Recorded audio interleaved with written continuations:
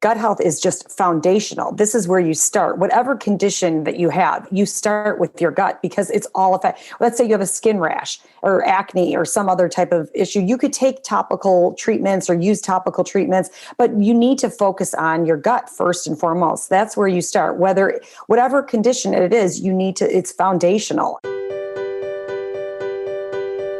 Life is all about relationships. Lovers, family, body, or money.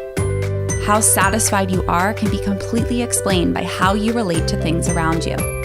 This is Sophie Jaffe, and together with my husband, Dr. Adi Jaffe, we are here to explore and teach you how to maximize your relationships and achieve a happier life. Let's get ignited. Hello, everybody, and welcome to this episode of the Ignited Relationships Podcast. I'm Adi Jaffe. And I'm Sophie Jaffe. And we just finished talking to Tina Anderson from Just Thrive Health. We talk about biology and how important it is for your health and for your functioning in general.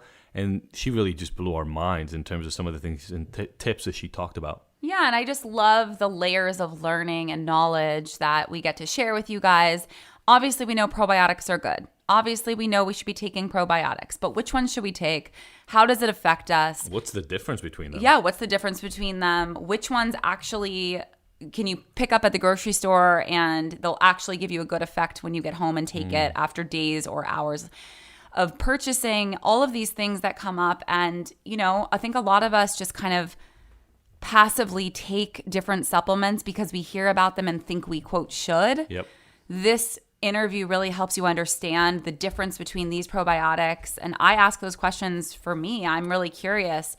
Should I be taking this? Why should I be taking this? How often? How often? Do I really need to be taking something every day or twice a day? So listen to this interview. We handle so many questions for you, and I'm really excited. I'm excited to take this. Yeah, we also talk not just about the probiotics. Yeah. So we talk about other things you can do to improve your health. We talk about the mind-body, right? We again, I hate even calling it the mind-body connections because it's not that they have a connection. They are one and the same, and a lot of people don't understand that. So sometimes you end up doing things you think are healthy, but actually destroying not just your gut, and so you might have gas or indigestion or all that kind of stuff. But I'm talking like depression, anxiety, all the stuff that we really, really care about. And then Sophie, you talk to her quite a bit about kids and how to incorporate this with kids, not necessarily in the supplement world, but like how do you make sure your kids are as healthy they can be? So you guys talk quite a bit about that, which is really important. Yeah.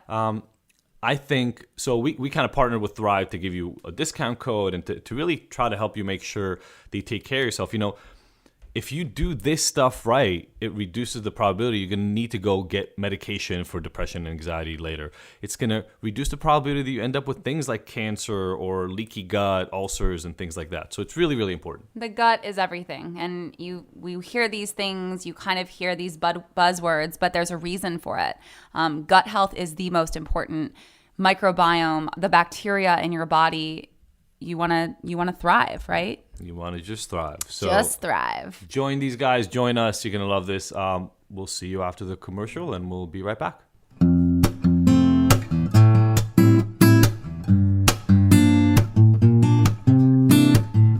This episode of the Ignited podcast is brought to you by Philosophie Superfoods. The Philosophie offers cleanses and other nutritional products that are unlike any of the other supplements and detoxification programs on the market. Why? Because they actually nourish the body with whole, live, nutrient-rich foods instead of depriving you and leaving you hungry. Have you ever tried a cleanse only to find out that you can't make it through a whole day because you're starving? Ever try a superfood shake that made you nauseous because it was so disgusting you'd rather not eat? The Philosophie fix all that with a simple set of offerings that load up your body with nutrients while actually tasting good. Makes sense, right?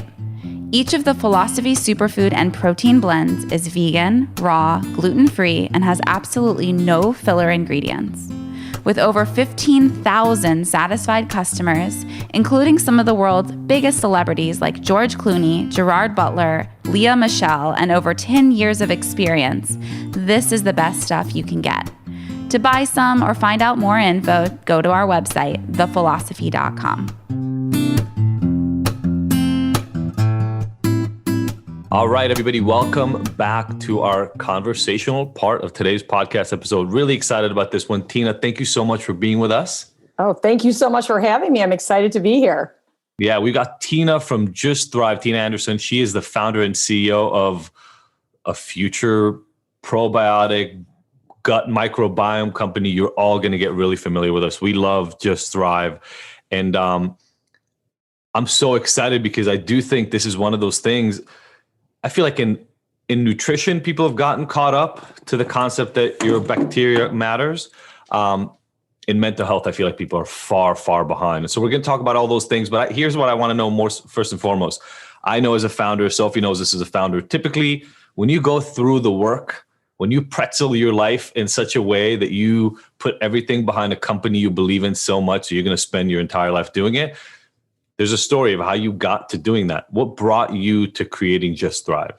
Yeah, great question. And it's been an interesting journey. I started out actually as an attorney. So I was working in litigation for many years, and I have 3 children. And at the time I had none. And so then I started having, my first child, and I'm like, this is crazy. I cannot work these crazy hours. And so I decided to pivot completely and stay home, but also be able to work part-time as a general counsel for a family pharmaceutical company. And so that was great. My husband was working in the business as well. And we were like, this is wonderful. We're bringing these life-saving medications to people. We're changing the world, and it's all great. But then after being in the pharmaceutical industry for many years, we just started to see a lot of the abuses in the industry. We saw the rampant overprescribing of medications. We saw with our own relatives. Actually, one example that happened in the industry was we had a pharmaceutical rep come into our office and be excited that we won this big bid with a huge hospital system. And he's like, now my job is to go to every cardiologist in this hospital system and lower the number that the doctors needed to prescribe the medicine for. So in essence, like encouraging doctors to prescribe a medicine when really it may not have been needed. And we were shocked in some respects, but then we started thinking about it. We saw family members who were on one pharmaceutical. The next thing you know, they were on 12 and really never getting better because one pharmaceutical caused, joint pain. They were taking something for stomach, then it caused joint pain, and then joint pain led to skin issues. And so next thing you know, they were on all these crazy medications and not getting better. So my husband and I both are really deep thinkers. We read a lot of Norman Vincent Peale, Wayne Dyer. We believed that we weren't doing our life's work, and we just wanted to pivot. And so we started looking at the natural health and wellness space because that's the way we lived our lives with our 3 children. And we just decided, we went through a whole bunch of different, ideas and all that. We ended up having this incredible opportunity to license these very exclusive, disrupting type of probiotic strains from London University, from a world-renowned probiotic expert out of London University. So it's definitely been the most gratifying career journey I've ever been on. That's awesome. What I love about that story is, there's always this common thread of I identified a need. I saw it in myself or in people really, really close to me. And I saw that nobody else was meeting it. I mean, Sophie, that's how you started Philosophie. Yeah. Yeah. Philosophie started because I was vegan at the time and I just couldn't. I was a personal trainer and a yoga teacher. And I went to the fanciest gyms and the fanciest juice bars. And there just wasn't a plant-based protein or even superfood blend that I wanted to take. And I just would then forgo it completely and figure it out on my own and put some different superfoods together in my own kitchen and then throw them in the smoothie. But it took a lot longer. It took a lot more time. It was way more expensive. And then I just started packaging it myself and selling it to my clients. And that's where it started. That's where Philosophie started, was just out of my kitchen, out of a deep desire to have a high quality plant-based protein superfood blend that didn't have fillers, that didn't have soy, that didn't taste weird or chalky, right? And having that level of integrity from the ingredients to the way it tastes and all of that. So yeah, and I always love to encourage people that you see the success that follows when you do that, when you follow your passion. And I always want to encourage people to do that, follow your passion because success will follow. Yeah. So let's talk about this because we had a couple of discussions about microbiome and things of that nature. But first of all, it's been a long time. Secondly, there are always new angles and new perspectives and new ways to look at things. So let's let people know on the front end, when your gut's not doing what it's supposed to be doing, what happens? What conditions get caused? How do people know, oh, wait, what I'm struggling with might actually be caused by the wrong bacteria in my gut? Yeah.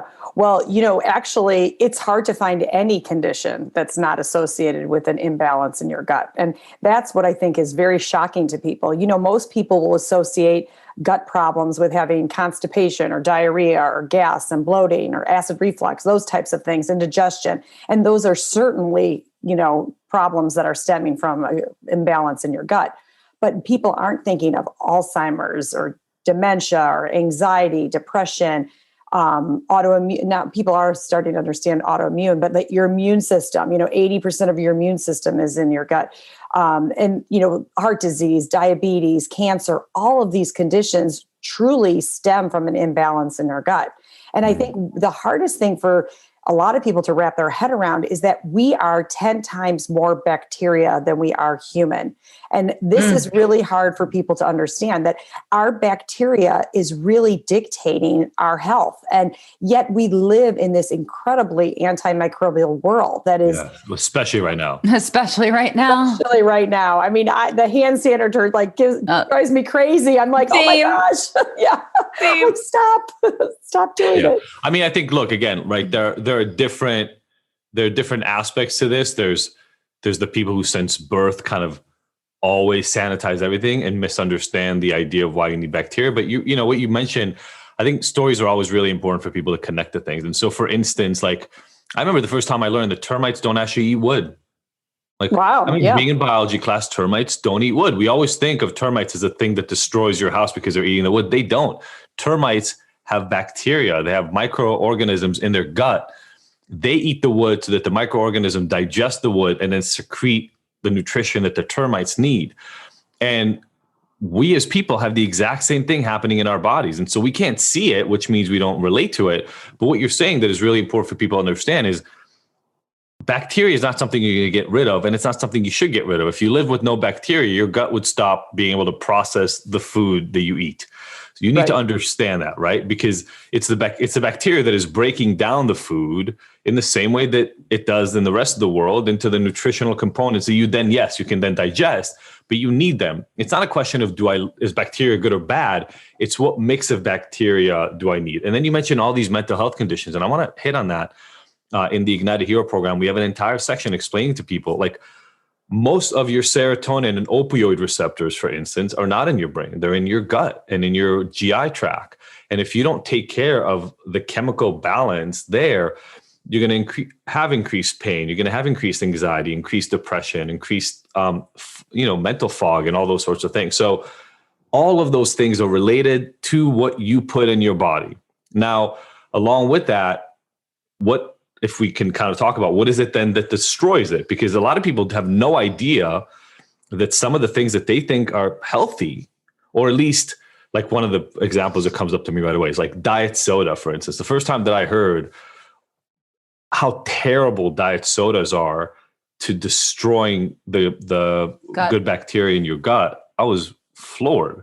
Yeah. And there are a lot of other things that people are drinking, eating, etc., that they think are the healthier options, were actually causing and wreaking havoc. Or maybe they don't necessarily think that it's the healthier option, but they don't realize the severity of it. If they don't realize how much damage they're doing, it's not just that they're getting fake sugars into their system and tricking their brains.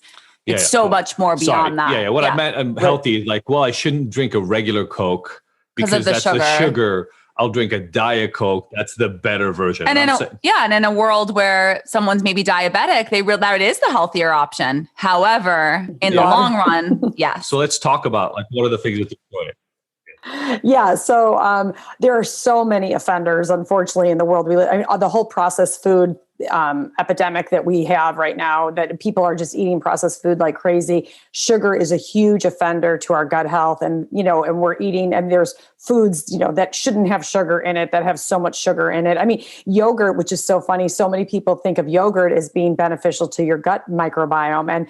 And it could be beneficial, but most of them are loaded with sugar, which is counterproductive, so it's just all of those myths out there about that. And even things that you do, there's a study that came out that showed that households that used antibacterial cleaning products actually had children with a higher incidence of allergies and autism and all of these, autoimmune issues. So, we're thinking we're doing these great things for our family, but yet they are counterproductive to our gut. And, people think of bacteria as being bad. Well, really, less than 1% of bacteria is bad. It's like really a lot. There's a lot of good bacteria out there, and really having the good and bad bacteria balanced in our gut is what we need to do. But lots of offenders: sugar, alcohol, stress is a huge component, a big offender to gut health. And people think that's so woo-woo or it's not out there. And there's science behind it. There's science showing that if you're stressed out, your gut. And that's the thing, like the gut sends signals to the brain and the brain sends signals to the gut. And that's constantly. Yeah. And you already know that. Yeah. Well, no, but I think that's really important for people to hear. It's not like, even when people talk about the mind-body connection, we've said this a few times on here. It's not the mind-body connection. They are one and the same. It's your mind is an effect of how your body is functioning, and your psyche is constantly interacting with your body. It's not that they're connected. Like, your brain is a physical part of your body. It gets the blood, and it gets the oxygen, it gets everything else. It gets the nutrients from the rest of your body. And what we're learning is these things that we think are limited. Oh, these are neurotransmitters. These are hormones. That's not true. They actually travel throughout your body. It's all interconnected. It's not. Yeah. It's almost like we have to stop thinking about it as the mind-body connection. Just like start calling it the mind-body or something like that. So that people don't think, they're connected, but they're not the same. They are one and the same. And there's a study with animals that took like animals that are kind of genetically modified to be depressed and hopeless and kind of sedentary. And they literally removed the gut juice from their belly, replaced or put it in the bodies of normal functioning mice. And the normal functioning mice started behaving like the depressed mice. And when you realize how important what is in your gut, these offenders become, right? Like, you're not cutting back sugar because you want to lose weight. You're cutting back sugar because if you don't do it, you're going to be more depressed and anxious and stressed out.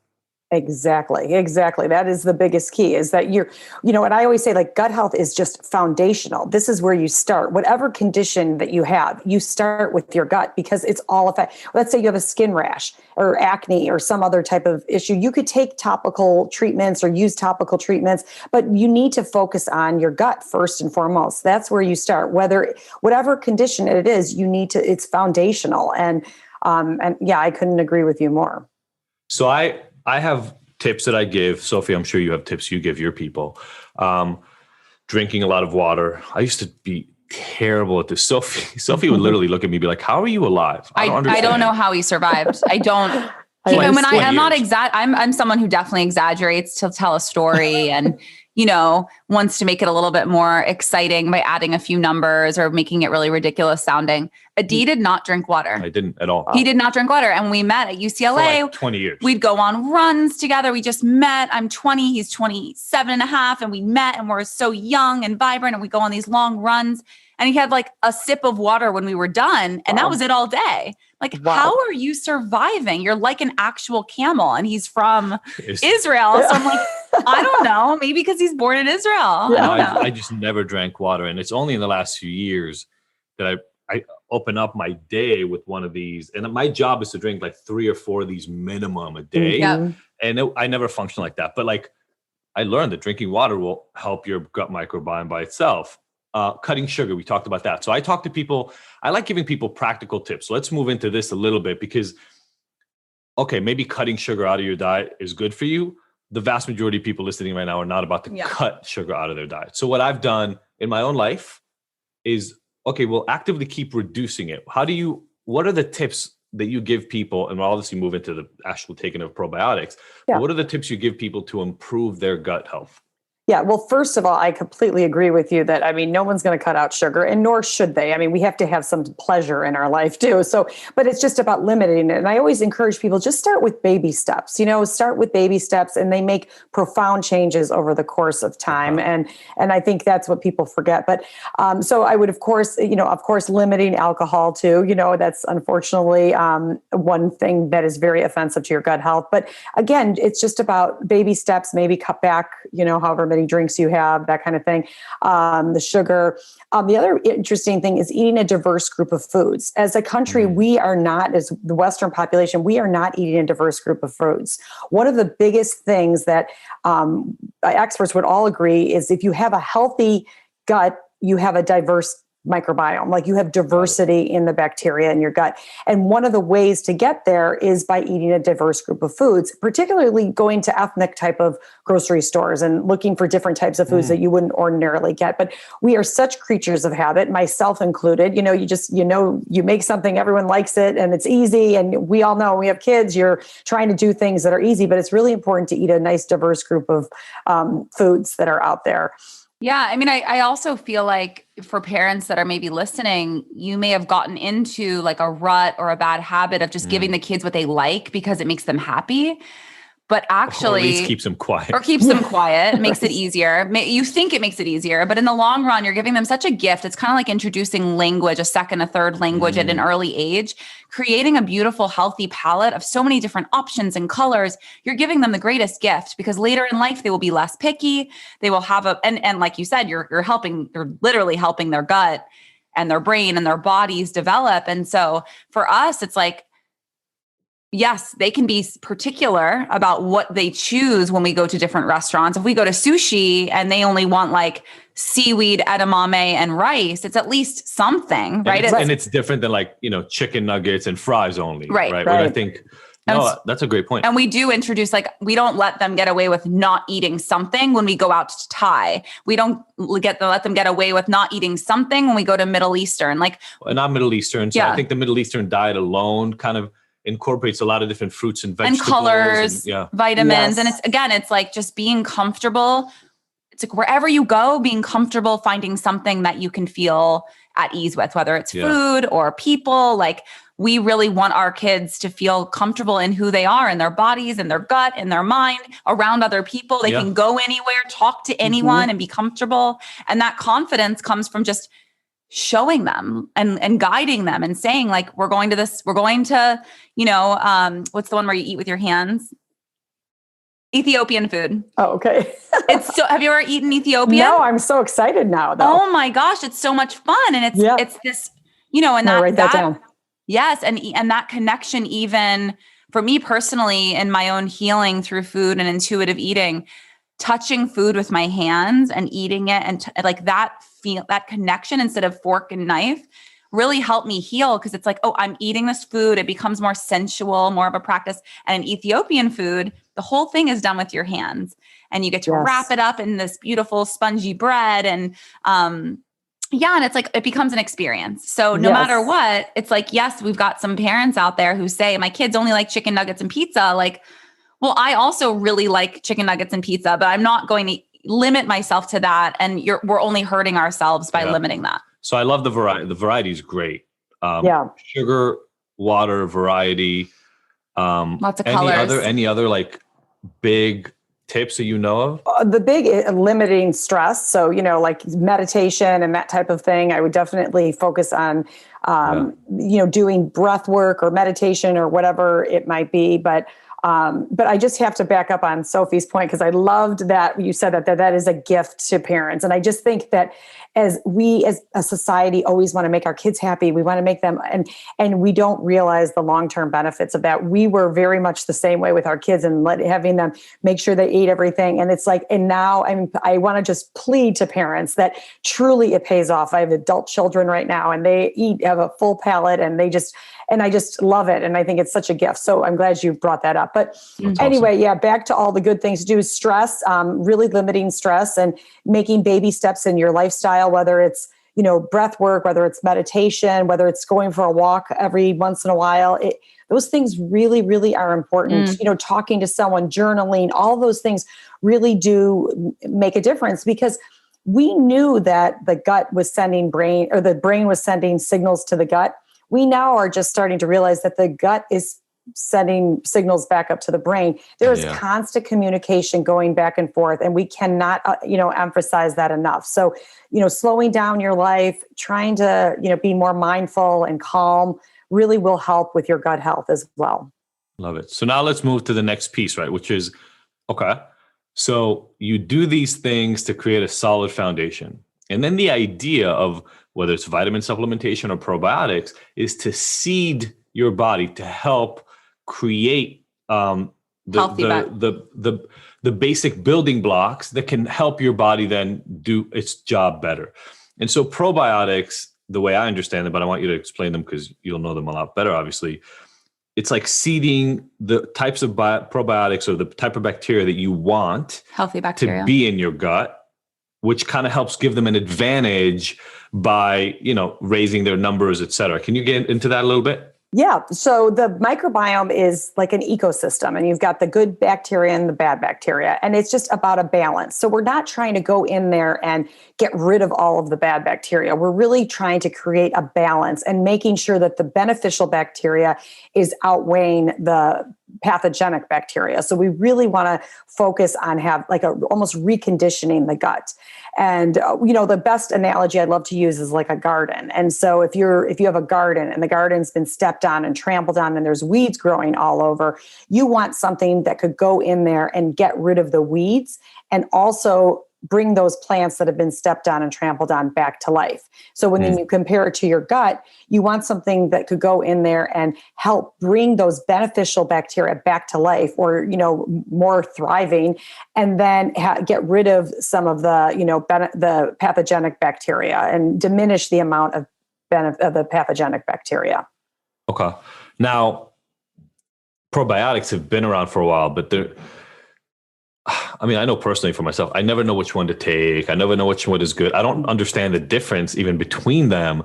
But what I understand is, first of all, not all are the same. And so you really have to understand which ones are the beneficial ones. There's lots of different strains, right? Yeah. And then actually how they get delivered, right? So it's like, I know from other medicines, there are medicines that you can only take and ingest because they have to be processed by your liver for them to work. There are ones that get destroyed in your gut. And so you actually can't take them by mouth, because if you do, your gut will completely destroy them. And then it's as if you didn't take anything. So you have to take an injection or a subcutaneous deposit or something like that to make that work. Right. I know the same thing is also true for probiotics, right? It sounds simple to just eat some bacteria that is supposed to be good for you, but then your gut, and the process of getting it into your gut, can actually end up destroying the thing that you did, which makes it completely null. Right. You guys talk about something called spore-based probiotics. Can you explain to me why that's different? Right. So a spore-based probiotic is a completely different category of probiotics. And the spore just means it has this endospore shell around itself. And again, this is not something that we've enterocoded or we have engineered. This is the way these strains were found in nature, years ago when we had clean soil. So decades and decades ago. So yeah, it's been a while since we had that. And, but the majority of other probiotics on the market, like 90% of the other types of probiotics, are made up of lactobacillus and bifidobacterium cells. And so those types of bacteria are very sensitive organisms. We know this because most of them die before they ever get to the intestines. They're live bacteria. So a lot of them need to be, in order to be defined as a probiotic, it needs to be a live bacterial organism that arrives alive in the intestines. So they don't need to be alive in the refrigerator at the store. They need to be alive in your intestines. The overwhelming majority of probiotics never make it to that journey alive. Wow. They go, you get them from the grocery store in the refrigerator, you swallow them. So if they serve, let's just assume that they survive that trip from the grocery store to your refrigerator. Now you swallow them, and now it's hit 98.6, your body temperature, which is 98.6. They can't even withstand the room temperature of a store shelf. So how would they ever survive your body temperature, which is 98.6? But let's say they did. Now they're faced with the stomach acid, the acidic environment in the stomach, and they are getting destroyed. So by the time they get to the intestines, to the small intestine and the rest of your digestive tract, they are dead bacteria. So it's pretty much dead bacterial therapy. There are studies that show that dead bacteria may provide some type of symptomatic relief, but they're not changing that garden. They're not the gardener of the gut. The spore-based bacteria are a completely different category. We were disruptors in the industry when we came in. But yet when we would go talk to health food stores, when we would talk to other medical experts, they'd be like, this makes perfect sense. It makes sense that most probiotics arrive dead in the intestines. So spores are actually dormant. When you get them in the bottle, they're dormant. You swallow them, they're not alive, they're dormant. They get through the stomach acid, dormant. It's not till they hit the intestines that they take their endospore shell off. And that's when they go into their live vegetative cell state. And when they get there, they start to read the microbial environment. So they're very intelligent bacteria, and they have the ability to read, to see, is there, more pathogenic bacteria in this gut? They're going to do something different in your gut than they're going to do in my gut, depending on, we look at it like going back to that garden analogy. It's like they're the gardener of the gut. They're like, okay, there's more weeds in this garden, so we're going to get rid of these weeds, and then we're going to, help these plants that are stepped on and trampled on but a different garden would be different. So they're the gardener of the gut. They're going in and really making a true microbial change. What makes it take its shell off, though, in the gut? Yep. Well, because this is the way nature intended them. It's not, we have done nothing to them. They just recognize they're gut commensal organisms, meaning they belong in the gut. So they recognize it as their home, and then they take the shell off. Where, you'll see a lot of other conventional probiotics on the market, and they'll say, we've enterocoated them. And that's engineering them. They're basically engineering them. And so that's fine. They may take their shell off when they go into the small intestine, but now you've got the bile salts and you've got all other types of things that are destroying those lactobacillus and bifidobacterium type of strains. So it's nature. And that's why we always go back to nature, and everything we try to do and bring out is going back to the way we evolved. So it's the same kind of concept as like a plant spore, right? A mushroom? The plant releases a spore, and then until it gets activated, it can sit there for years, decades, centuries. It's not dying because it doesn't require a lot of energy to maintain itself, but it's not active. It's never going to flower or grow by itself until it gets activated. And different spores require different sorts of things to get activated. Now, the goal of bacteria in the universe, if you think of kind of like evolution, is just to multiply. It's just to make more bacteria. And so what you're saying is, these spores are particularly relevant to human gut or to animal gut. And they know essentially, if I go into this gut, I can flourish and I can make many, many more bacteria of my kind. And that way, probably through feces and other excretion later, continue to multiply in the world, in the universe. And they're kind of specially made for that. And help your own bacteria come back to life and help your own bacteria, flourish in the gut. So that's the really interesting thing about these bacillus spores is they have the ability to actually assist other bacteria that's already present in your gut that maybe has been depressed or depleted. And that's really why it's been so effective and so different for so many people. That's awesome. So if we can talk a little bit about some of the specifics, again, I know a very little bit about this. So I understand the overall concept, but does everybody need the same probiotics? Do you take different probiotics for different sorts of presenting problems? If they're these kind of smart probiotics, when you take them, do they just adjust, or is it even within that you need different kinds? I know, for instance, sometimes I've heard that, for instance, for that mind-body piece, that there are specific strains that have been shown to be more or less effective for depression, anxiety, and things of that nature versus necessarily GI function per se. What have you guys done in order to be able to help people target any of the specific issues that they're dealing with? Yeah, well, that's an awesome question because basically people will ask that all the time, because there's people that will come to us like they have a particular issue that they're trying to resolve. And so they come to us and they take it. But then there's people who don't have issues, but they just know that the gut is really important, and they want to maintain and focus on prevention of anything and maintenance of health. And the answer is yes, and they all need to be taking it. And the reason, and it's so, I know it sounds so self-serving when I talk about this, but I mean it so passionately from the very bottom of my heart, because everybody's gut is being attacked on a daily basis, from the toxins in our environment to the world we live in, from the pesticides and the, glyphosate that's sprayed all over our food supply.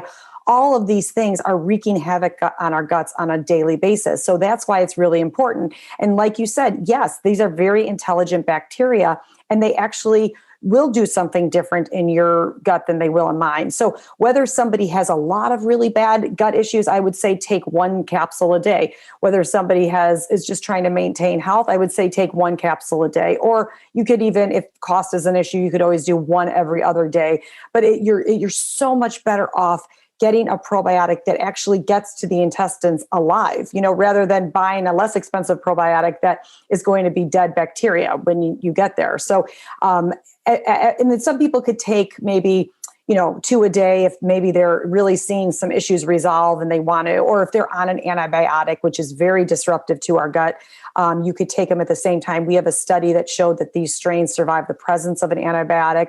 We are very, very research-based. We did a double-blind human clinical trial on leaky gut, which is profound. There's not only is there another probiotic that I know of that has a double-blind human clinical trial on it, but I don't know of another pharmaceutical that even has a study of that magnitude. So it's what these strains are doing is helping balance the bacteria, and they're also helping seal up that gut lining, which is really, really important, because we don't want a leaky gut.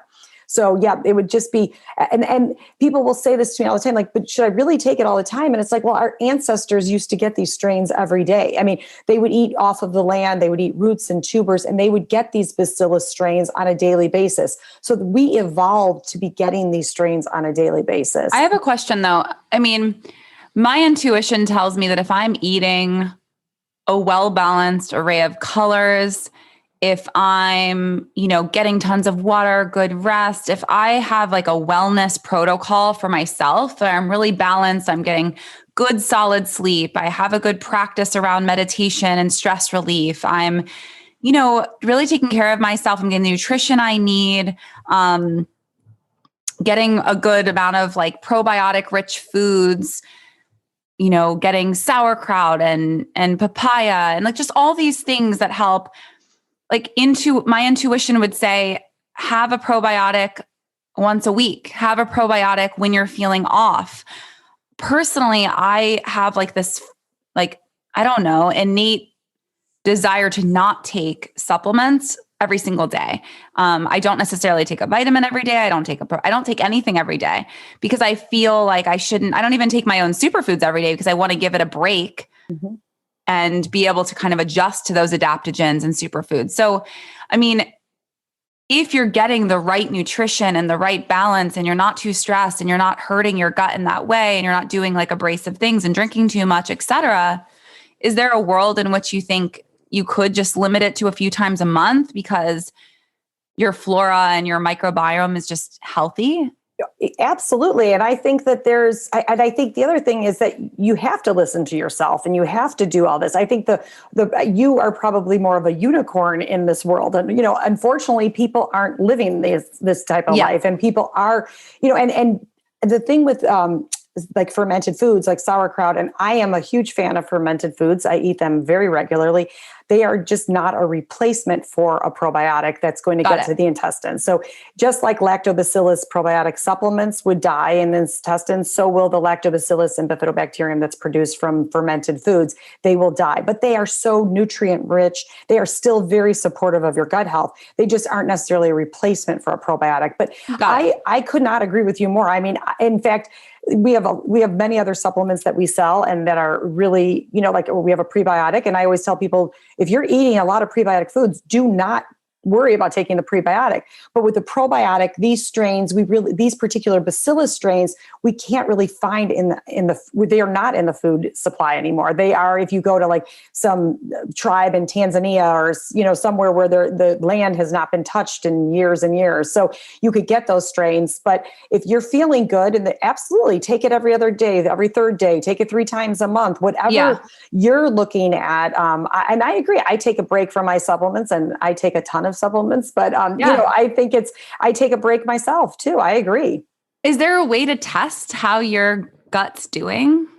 Yeah. I mean, it's so funny because people will ask me, like, how do I know if I have a leaky gut? And the thing is, if you have an allergy or an autoimmune issue, you pretty much for sure have a leaky gut. I mean, we know 90% of the people who have an autoimmune issue or an allergy, food allergy, have a leaky gut. Why are you pointing at me? I have no stress. I've never had any stress. I've always eaten the healthiest foods. He has so many allergies. He's like allergic to our dog, allergic to the air, like allergic to dust. I grew up. I grew up in Israel, but it's not that I eat incredibly unhealthy food, but paying attention to it was never relevant. I was a latchkey kid, so most of the week I would like drop my stuff off from school, go pick up my sister, and like go, pizza and a Coke. Like that was literally my meal, probably 4 or 5 days a week. I mean, you talk about having like a 2-liter soda. That was later in life, but yes, but I'm saying like since childhood, not like health-based eating was not an issue. My dad died in his late 50s from cancer.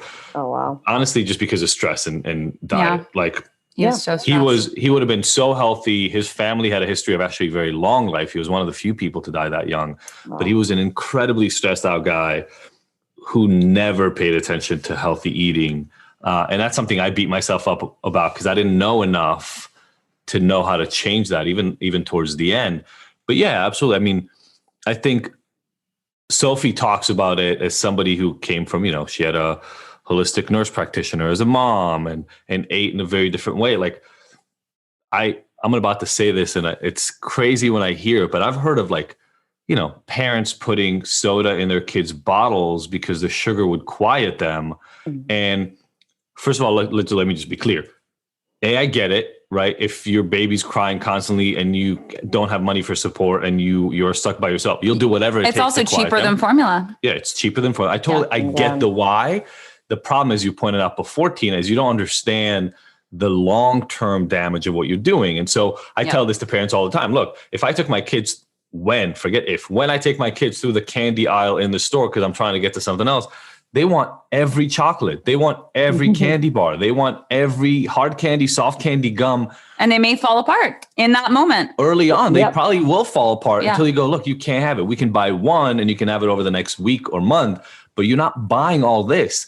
And as they fall apart around you, it's your job as a parent to some extent to know how to differentiate. The problem is people don't even understand this. Yeah. So they don't know that they're supposed to watch out for this. Like I said, I've been with you for 16 years, so I know that this isn't right. But people drink Diet Coke because it's the better option than drinking Coke. That's why they do it. There's too much sugar in Coca-Cola or Pepsi or whatever the hell you want to drink. If I go the diet route, it's better. When I learned that aspartame and all these fake sugars actually literally kill the gut bacteria. Sugar, it's weird, right? So this is maybe something we should explain. Sugar is what bacteria feed on. So when you overload your gut with sugar, what you're doing is you're creating an imbalance, right? Is that right? It's like, yeah. And the yeast overgrowth too. Yeast feeds on sugar, and absolutely. So what you're doing is you're creating an imbalance by giving so much sugar in there that all your bacteria is going crazy, including yeast and some of the things that cause real problems. That's candida and all that stuff, right? So, actually, I have to interrupt you for 1 second because I'm laughing because that we have the saying that the bacteria made me eat a cupcake. My bacteria made me eat a cupcake. I mean, that yeast, it's just this never-ending cycle. It's your gut microbiome that's telling you that you want the cupcake or you want the sugar because it's it's feeding the yeast, and the more cupcakes you eat and the more sugar you're eating, it's creating more yeast you have. And so it's a shame that people don't, that's why it's so addicting. I mean, sugar is addicting. It's very, 100%. People are addicted to sugar, and we just have to, and we've had so many customer testimonials that would say, I have less sugar cravings. And it makes perfect sense, because this is helping get rid of, competitively exclude that yeast overgrowth in the gut. So it's amazing. Yeah. So, a lot of people listening right now, if you've been listening to this for a while, you've heard us talk about this, but again, it's important to point out, for my kids. So we haven't eliminated sugar. I don't even know what that would look like, but like, for instance, I have a rule, right? So if you've looked at kids cereal, if you looked at cereal at all in the aisle, it'll make you throw up when you understand what we're about to talk about. Well, and it's marketing, so it'll look like it's a healthier cereal, and it's just not. Some of these cereals have 24 grams of sugar per serving. I want somebody to take out like a tablespoon, like a kitchen tablespoon measuring thing. A tablespoon of sugar will weigh anywhere from 8 to 10 grams or so. I want you to put 2, not regular tablespoon, like a measuring tablespoon, put 3 of those in a cup. That's what you're putting in every small bowl of cereal in your kid's morning. Just so we're clear, that doesn't include the milk. It doesn't include anything else. It's just the cereal. So what I said to my kids is, look, you don't have to eat cereal that has no sugar in it, but we limit it. Literally 9 grams of sugar is where your limit is. Mm-hmm. Go pick whatever you want as long as it fits that criteria. I love that. Did they love it? No, they freaking hated it at first. Sophie lets them every once in a while. She lets them have like a 12 grams of sugar cereal, right? Still like one of the healthier ones, but they exceed it. But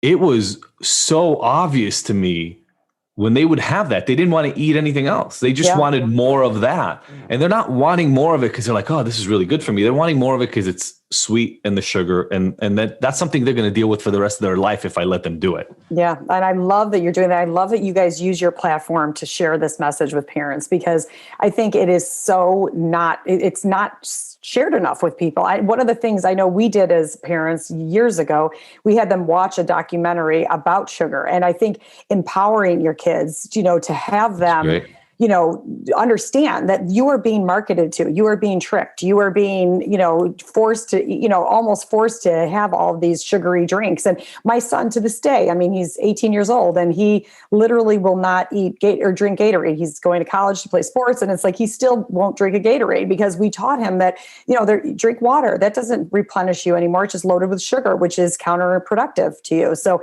I love that you guys are doing that, because I think it's really important. I have a question about super extreme living, though, because for me, I again, intuitively feel like for a while, I remember my mom, we have an older sister. She's Adid's age. And my mom with her first daughter was like super extreme and wouldn't let my sister have any sugar, nothing. And now my sister, she's like, look, I've dealt with crazy imbalances. Like I binged eating sugar. Like when I get it, I can't stop. And, so there's these extremes and imbalances. And I'm wondering, just from your expert opinion on probiotics and the gut, what happens when you completely remove sugar for these people that are keto, or like just completely like sugar is the enemy? Like literally even fruit sugars and stuff. Cause like for me, I thrive on fruit sugars. Like I go to, Mexico and I eat nothing but fruit all day and I'm thriving. I'm my thinnest. I'm moving with so much energy and good vibes, and my gut is happy and my skin is glowing. So when you completely remove all sugars, what happens? Yeah, no, and I am not a proponent of that at all. And what we did, and my son, I just said, same thing, kind of, these are the choices that you have, and so you could, if you want to eat your sugar or drink your sugar out of a Gatorade, then go right at it. But I want him to moderate. That's all it is. And choices and just being conscious. I think if you empower your kids to be conscious about what they're taking in, I think it's really beneficial. But I could not agree with you more. In fact, we live in this world where we're eliminating foods like crazy. Obviously, people have allergies like crazy. And remember, I was talking about diverse group of foods. I think the worst thing we could be doing is eliminating foods and being stuck in these silos. And like my husband and I went through a period where we weren't eating any sweets at all, nothing. And then all of a sudden I realized my kids, it's a beautiful summer day in Chicago. And we're like, oh, let's go out for ice cream. And I'm like, okay, I'll go, but I'm not going to eat anything. And I'm like, this is ridiculous, and then I kind of, my eyes opened up and I'm like, okay, I'm not going to do that. And so of course I'll have sugar, I'll have sweets every once in a while and all of that. And I don't have any problem with that. And you are absolutely right. We can't get into these silos of I eat this way or I eat that. Like we need to know sugar is not good for us. And so we should avoid it and be conscious of when we're going to eat it. Same as alcohol, same as other things. Exactly. Yep. I could not agree with you more. Even within there, and we don't need to get super crazy deep into the discussion of sugar, but even within that, right, there are grades. So like, corn syrup. What am I thinking of? The high fructose corn syrup. High fructose corn syrup. Yeah. Just eliminate that shit. Right. Just get rid of it. Yeah. Easy. It's easy. Yeah. That one you can just get rid of. Yep. Not good for you. Super high concentrated. Yeah. That's literally like engineered stuff to deliver pinpoint like sugar delivery into your body. You don't need that, right? And the closer to natural you can get, the better it is, right? And so I think we can. There are gradations and moderate ways of approaching all of this, right? If you can have more natural versus more refined sugar, that's just better for you. It's just why? Because it includes other little components, other things that are in the cane from the beginning. Like I think in general in life, what we're realizing, even when it comes to processed foods, I tell all the people that I work with, look at the can, look at the thing that you're eating, look at the ingredients of what it is you're buying. If you can't pronounce all of it, just think about whether that's something you want in your body. Like, I don't know what this thing is. Do I want it in my body? Not so much. I don't really need it. Do I need my food to be colored blue and yellow in order for me to feel better about it? Probably not. I'm okay without colors. Yeah. And so those are tiny little decisions that people get to make. If you could recommend to somebody who has a pretty normal way of eating, not Sophie's way of eating, they haven't incorporated a lot of this kind of stuff. We talked about the water. We talked about the cutting back the sugar. What products would you recommend for somebody to get started with if they don't even know if they have issues or not? They just, they have a typical American diet. Yeah, I always recommend that you start with the gut first. So a spore-based probiotic would be, because the reason is that we know that if our gut is inflamed, we're not absorbing nutrients. So you could be eating as healthy as you want, but if you have any inflammation, and a lot of times we don't know if we have inflammation or not, you're not absorbing the nutrients. So you want to make sure that your foundation is a spore-based probiotic. That's a good point. That's great. Yeah, and we are not, we used to think we are who we are what we eat.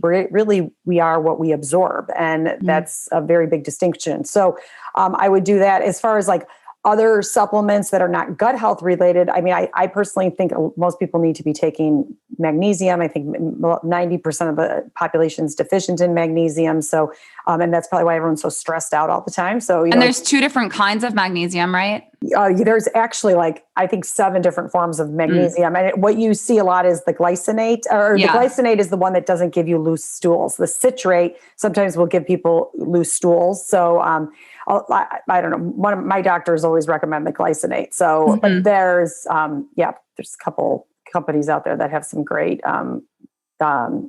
We take it almost every night, and it helps us with sleep. And it's good. It's really good. It's not like melatonin, where melatonin is going to it's going to lessen your ability to produce your own melatonin if you're taking it too often.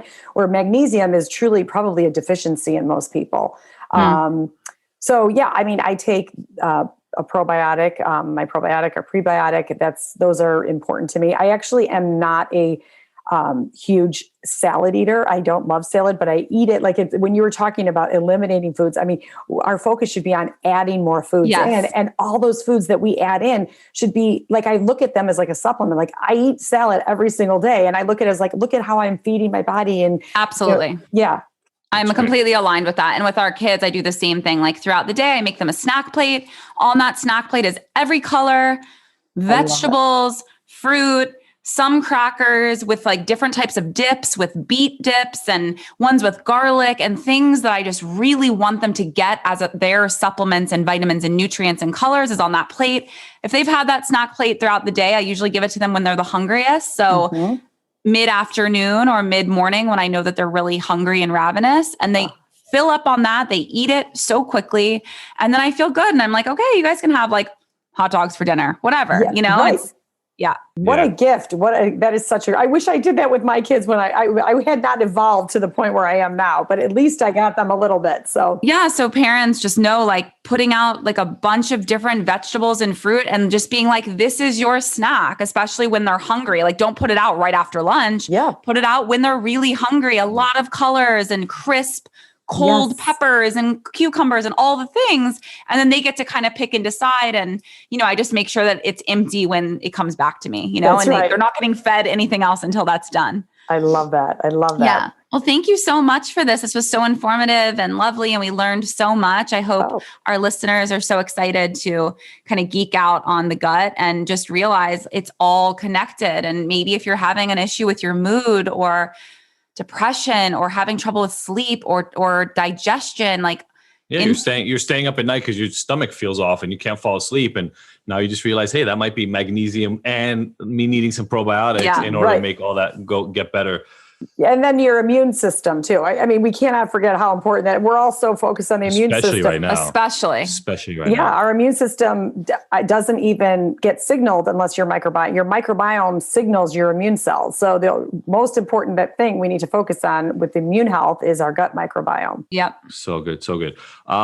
I didn't tell you this before. For all the listeners, we're going to pressure Tina to give us a discount code for you guys. So absolutely, so that you guys can get some stuff for yourself and take care of yourself, because that's really in the end the whole point. And we'd love to give you the best of the best. So we'll have some links and some codes and stuff like that for you. Right here below. Where can everyone find you? JustThriveHealth.com is our website, and on Instagram it's Just Thrive Health. So we'd let if anyone has questions. Our customer service team's incredible, and whatever you need. So thank you guys. Awesome. Thanks for the great work you're doing. I really appreciate it. Thank you. Thank you so much for being on here. Thanks for all the work that you do, and thanks for deciding to leave that old career to do this and help people. Thanks. Have an amazing day. You too. Bye-bye. Bye, everybody. Thank you, everybody, for listening to the Ignited podcast. We were so happy to have you along for this ride. Please go and subscribe to this. Leave us a review. We love hearing from you. And if you want more, don't forget to go to ignited.com, where all the podcast episodes are available with show notes and so many of the little details and links from each one of these interviews. And you can look at all the future events that we have going on, all the things that make Ignited so special, even beyond this recording. Again, thank you so much for joining us. We will see you next week.